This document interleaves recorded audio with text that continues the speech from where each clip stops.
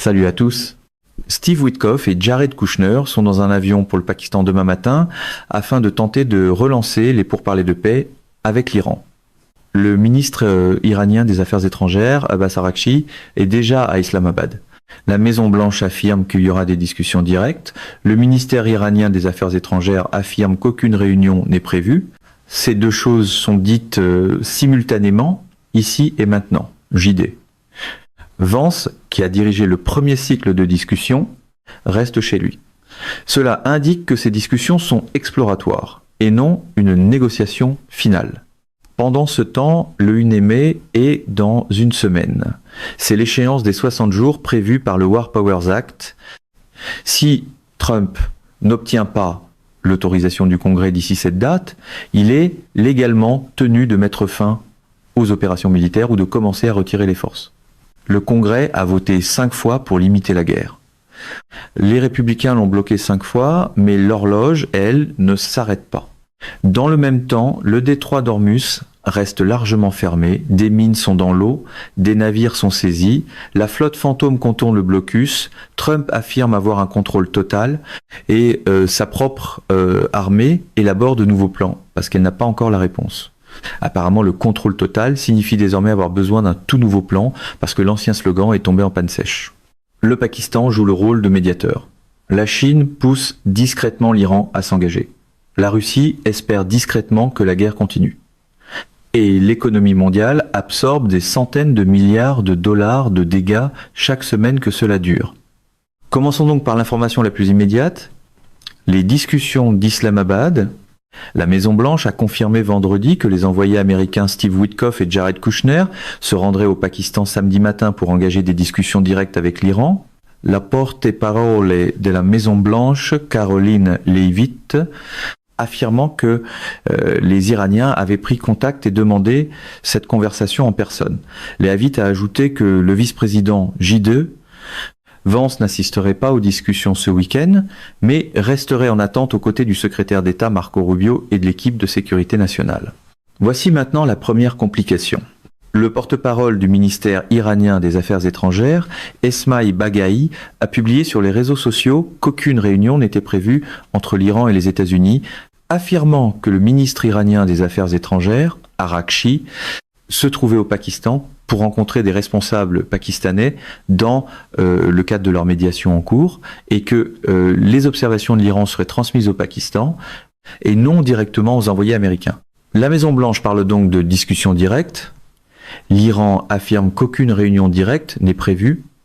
Les deux parties se trouvent dans la même ville avec les mêmes médiateurs pakistanais dans la salle. Qu'est-ce que cela signifie réellement en pratique ? C'est ce que les diplomates expérimentés appellent des pourparlers de proximité ou parfois des négociations indirectes. Chaque partie parle séparément aux médiateurs pakistanais. Les médiateurs transmettent les messages dans un sens puis dans l'autre. C'est plus lent, c'est plus frustrant, mais cela permet aux deux camps de maintenir leur position publique tout en communiquant sur le fond. Et il existe ici un précédent important. Fin mars, des versions contradictoires circulaient déjà sur l'existence ou non de discussions entre les États-Unis et l'Iran. Trump disait que des conversations productives avaient lieu. Téhéran niait toute discussion directe. Et pourtant, des discussions avaient clairement lieu sous une forme ou une autre. Le schéma est constant. Les déclarations publiques sont destinées à la consommation intérieure. Le vrai travail se fait par des intermédiaires dans des canaux discrets. Dans la diplomatie version Trump, la conférence de presse arrive souvent avant la réunion, et parfois avant même que les faits prennent la peine de se présenter. La question est de savoir de quoi ils discutent réellement, et cela nous amène au point de blocage. Tous les analystes crédibles qui suivent ces négociations désignent les mêmes 3 sujets qui doivent être réglés avant qu'un accord soit possible. Comprendre chacun d'eux permet d'expliquer pourquoi c'est si difficile. Premier point de blocage, le détroit d'Ormuz. C'est le problème qui n'existait même pas avant le début de la guerre. L'Iran n'avait aucune raison de fermer le détroit avant le 28 février. Une fois que les États-Unis et Israël ont frappé, l'Iran l'a fermé comme principal levier de pression. Désormais, la question pour les négociateurs est complexe. Les États-Unis obtiennent-ils une navigation internationale libre et sans restriction dans le détroit ? La norme qui existait depuis des décennies, ou l'Iran conserve-t-il une forme de mécanisme de supervision? Le système de péage, le couloir de vérification près de l'île de l'Arak qu'il exploite pendant la guerre. Trump a déclaré que la liberté totale de navigation n'était pas négociable. L'Iran a construit tout un modèle économique alternatif autour de la facturation du passage. L'écart entre ces deux positions est énorme. Deuxième point de blocage, le dossier nucléaire. C'est le sujet d'origine, celui qui a déclenché la campagne de pression d'Israël, laquelle a fini par entraîner les États-Unis.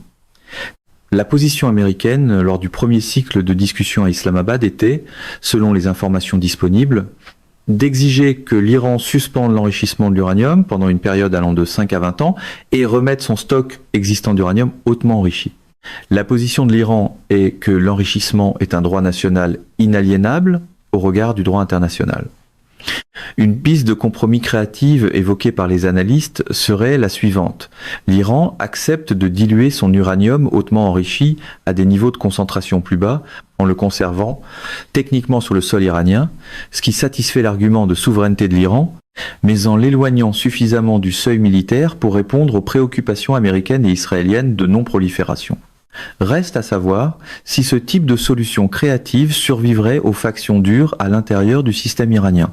Troisième point de blocage, le blocus. La position de l'Iran est catégorique. Il ne discutera de rien de substantiel tant que ses ports seront bloqués et que ses navires seront saisis dans les eaux internationales. Levez d'abord le blocus, puis les discussions pourront commencer. La position des États-Unis est tout aussi catégorique. Le blocus reste en place jusqu'à la signature de l'accord. Washington ne renonce pas à son levier avant que l'accord soit verrouillé.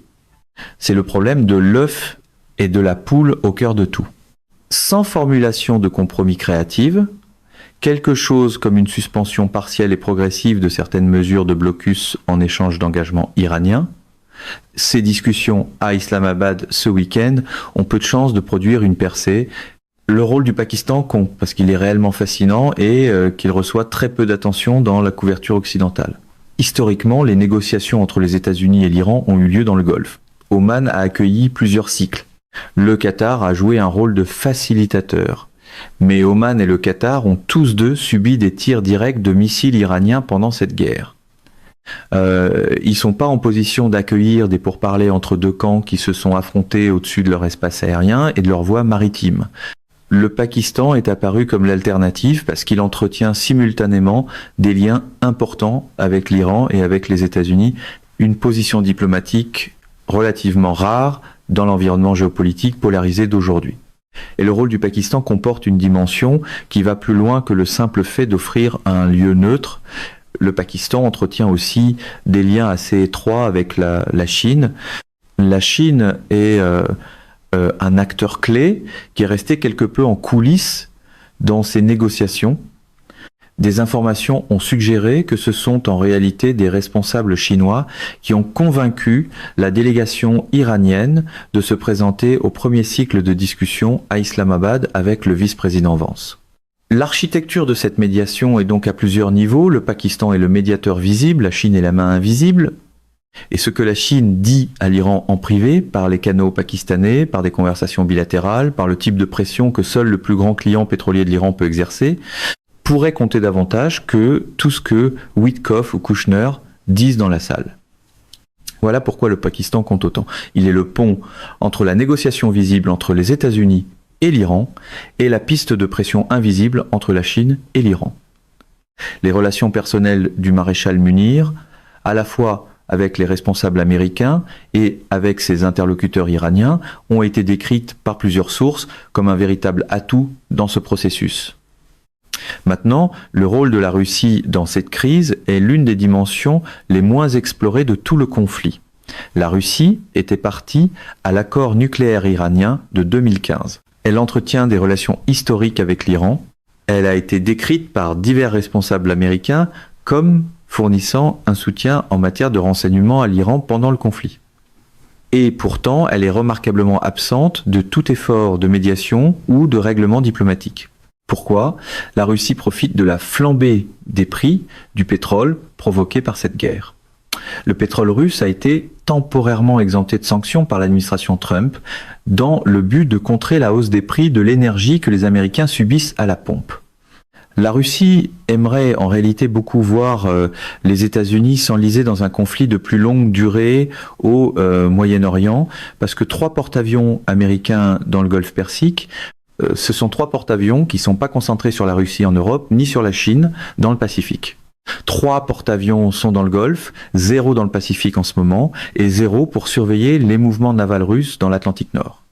La Chine a entrepris de bloquer le récif de Scarborough en mer de Chine méridionale exactement la même semaine où toute cette crise d'Ormuz s'intensifiait. Coïncidence? Peut être pas. La Russie estime aussi que le risque d'effondrement du régime iranien a désormais nettement diminué par rapport aux premières semaines de la guerre. L'Iran a survécu, son gouvernement tient toujours, son armée, en particulier le corps des gardiens de la révolution islamique, reste opérationnel. Du point de vue de Moscou, son partenaire a survécu, les États-Unis sont coincés, les prix du pétrole sont élevés et l'attention militaire américaine est détournée. Pourquoi la Russie voudrait-elle que cela change? Elle ne le voudrait pas. Cet intérêt stratégique pour la poursuite de la distraction américaine façonne toutes les dimensions du comportement russe dans cette crise. Désormais, l'échéance qui plane sur tout ce week-end est le 1er mai. En vertu du War Powers Act de 1973, Trump est tenu de limiter la guerre après 60 jours, sauf s'il obtient l'approbation du Congrès pour continuer. Trump a officiellement informé le Congrès de l'opération militaire le 2 mars. Cela signifie que le compte à rebours de 60 jours arrive à expiration le 1er mai, dans une semaine. Les républicains du Congrès ont largement soutenu Trump pendant les 60 jours prévus par la War Powers Resolution. Mais ce soutien est soumis à une pression sévère. Le sénateur républicain John Curtis a écrit qu'il ne soutiendrait pas une action militaire prolongée au-delà de la fenêtre de 60 jours sans l'approbation du Congrès. Le représentant républicain Don Bacon a déclaré que, selon la loi, ils doivent soit approuver la poursuite des opérations, soit les arrêter. Même certains des soutiens les plus fiables de Trump au Sénat disent clairement que l'horloge du War Power Act n'est pas quelque chose qu'ils peuvent simplement ignorer. Même le calendrier, semble-t-il, a développé un dangereux biais anti-Trump. Le Sénat a déjà voté 5 fois sur des résolutions liées au pouvoir de guerre visant à limiter le conflit. Les républicains ont bloqué les 5, mais chaque vote a été plus serré que le précédent. Le vote le plus récent s'est soldé par 46 voix contre 51, avec le sénateur Rand Paul comme seul républicain votant avec les démocrates, et le sénateur John Fetterman comme seul démocrate votant contre. Voici donc ce que le 1er mai signifie concrètement. Option 1. Trump obtient l'autorisation du Congrès avant le 1er mai. Cela nécessite l'adoption d'une résolution conjointe, avec des majorités simples dans les 2 chambres. C'est possible, mais pas garanti. Option 2. Trump certifie par écrit au Congrès qu'un délai supplémentaire est nécessaire pour le retrait en sécurité des forces américaines, ajoutant 30 jours. C'est une action unilatérale de l'exécutif.